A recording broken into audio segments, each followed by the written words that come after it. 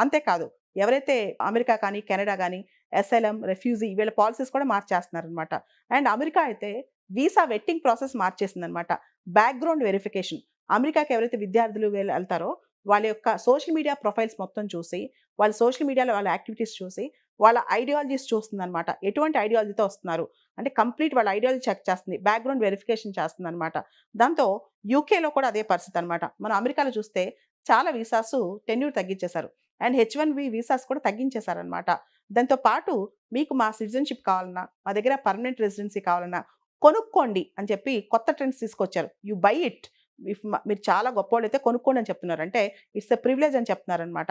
అంటే అమెరికాలో ఇంకొక స్పెషల్ వీసా ఉంది. చాలా తక్కువ మందికి తెలుసనమాట. ఇదే ఐన్‌స్టీన్ వీసా. ఎవరైతే చాలా హైలీ నాలెడ్జబుల్ పీపుల్ ఉంటారో, ఇంటెలెక్చువల్స్ ఉంటారో వాళ్ళకి స్పెషల్ వీసా ఇస్తారు. దాన్నే ఐన్‌స్టీన్ వీసా అంటారనమాట. ఇటువంటి వీసాసు ఉంచుతున్నారు. కానీ రెగ్యులర్‌గా ఉండే వీసాస్ ఉంటాయి. అంటే స్టూడెంట్ వీసాస్ కానీ ఇవన్నీ గూడా చాలా తగ్గిస్తున్నారనమాట.